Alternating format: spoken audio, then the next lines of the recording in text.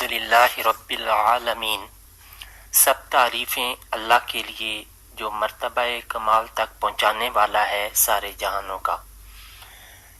الحمدللہ رب العالمین، کل شکر کل تعریف اس اللہ کے لیے جو سارے جہانوں کا پالنے والا ہے۔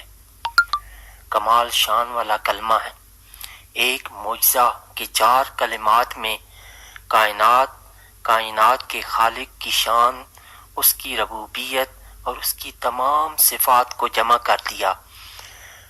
حمد کا معنی تعریف بھی اور شکر بھی، تعریف عام معنوں میں اور شکر خاص معنوں میں، کہ ہر وہ چیز جو حمد تعریف کے لائق ہے اس کا سورس اللہ تعالی ہے جو کائنات کا رب ہے۔ الف لام لگا کر خاص کر دیا کہ الحمد مدح بھی ہے، تعریف بھی ہے، قصیدہ بھی ہے، شان بھی، اور بندہ مومن کی یہ صفت ہے کہ بھلائی دینے والے رب کو یاد کرتا ہے، اس کی نعمت کا اعتراف کرتا ہے، اس کا شکر ادا کرتا ہے اور خوش کرنے کے لیے اس کی طرف رجوع کرتا ہے۔ ہم کسی کے کمال کی تعریف کرنا، ہم صرف اس کے لیے جس پر پرفیکشن کاملیت پائی جاتی ہو۔ کاملیت پرفیکشن کس کے لیے ہے؟ اللہ کے لیے۔ اللہ ذاتی نام ہے، باقی صفاتی نام ہے، اس لیے حمد بھی صرف اللہ کے لیے اور کاملیت کے ساتھ اس کی تعریف میں محبت اور تعظیم بھی ہوتی ہے۔ اور یہ کس کے لیے ہو سکتی ہے؟ صرف اللہ کے لیے جو پرفیکٹ بھی ہے، کامل بھی ہے، قابل محبت اور قابل تعریف بھی۔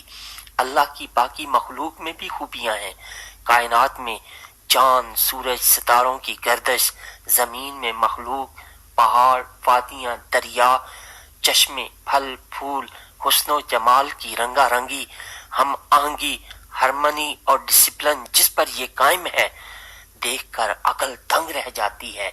بے اختیار منہ سے سبحان اللہ نکلتا ہے۔ ان کی تعریف کریں گے۔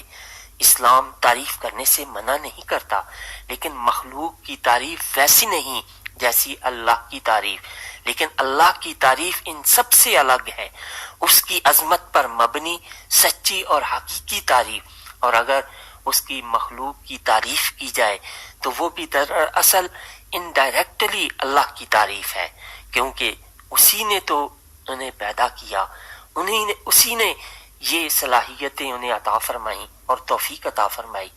جو شخص دل سے الحمدللہ کہتا ہے تو مسلم شریف میں ہے کہ الحمدللہ تملأ المیزان، الحمدللہ کہنا میزان کو بھر دیتا ہے۔ نبی کریم صلی اللہ علیہ وآلہ وسلم کے پیچھے کوئی شخص نماز پڑھ رہا تھا، رکوع سے اٹھا تو بے اختیار اس کے منہ سے یا رب لک الحمد کما ینبغی لجلال وجہک وعظیم سلطانک، یہ اس نے کلمہ پڑھا۔ تو جب آپ صلی اللہ علیہ وسلم نے پوچھا یہ کس نے کلمہ پڑھا ہے، کہ میں نے دیکھا 30 فرشتے اسے اٹھانے کے لیے لپکے، اور انہوں نے اپنے رب سے عرض کی کہ ہم اس کا کتنا ثواب لکھیں۔ ان کے رب نے کہا کہ جیسے میرے بندے نے کہا ویسے لکھ دو، جب قیامت والا دن ہوگا وہ مجھ سے ملے گا تو میں خود اس کا اجر دوں گا۔ رب العالمین، سارے جہانوں کا رب، سارے عالمین کا رب، ہر چیز جو اللہ نے بنائی ہے وہ عالم ہے، مخلوق ہے، اس کی نشانی ہے۔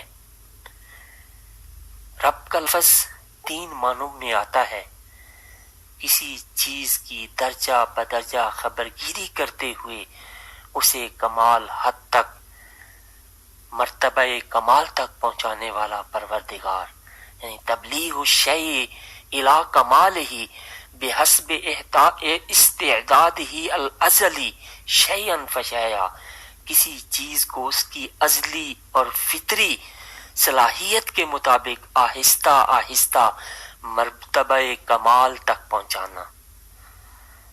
دوسرا معنی تربیت کرنے والا، تیسرا معنی مالک، جیسے وہ بیج کی دیکھ بھال خبرگیری، نشو و نما اور اس کی ضروریات کا خیال رکھتے ہوئے اسے آہستہ آہستہ درخت کی صورت میں پروان چڑھاتا ہے، جیسے انسان کے بچے کو اس کی ماں کے پیٹ میں بتدریج گریجویلی نشو و نما کرتا ہے، پہلے نطفہ، پھر خون کا قطرہ، پھر لوتھڑا، پھر عضو بنتے ہیں، پھر مکمل انسان کا روپ دھار لیتا ہے۔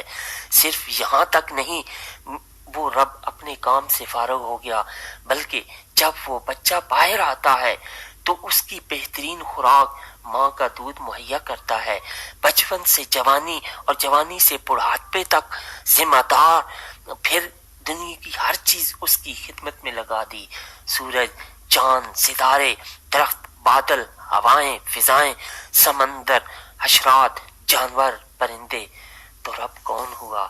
جو خالق بھی ہے، مالک بھی ہے اور مدبر بھی، ایک ایک ذرہ کی نشو و نما کرنے والا، ان کی ذمہ داری اٹھانے والا، ڈیزائن سے لے کر انتہا تک پہنچانے والا، جو ہر روز ایک نئی شان و شوکت کے ساتھ ظاہر ہوتا ہے۔ کل یوم ہوا فی شان، اور اس کے سارے امور اس شان سے ہیں کہ رائی برابر نقص نہیں۔ رب العالمین، عالمین عالم کی جمع ہے، اور عالم کیا؟ ہر وہ مخلوق، ہر وہ نشانی جو اللہ کے سوا اس کائنات میں ہے اور اپنے خالق مالک کے وجود اور معرفت کی طرف ہماری رہنمائی کرے، وہ عالم ہے۔ مثلا انسان، سورج، چاند، ستارے، گلیکسیز وغیرہ، وہ رب العالمین ہے۔ ایسا موجد ہے جب کچھ نہیں اور جہاں کچھ نہیں وہاں وہ بہت کچھ بنا رہا ہے۔ انما امرہ اذا اراد شیئا ان یقول لہ کن فیکون، جب وہ کسی چیز کا ارادہ فرماتا ہے تو بس اتنا کہتا ہے کہ ہو جا، اور وہ ہو جاتی ہے۔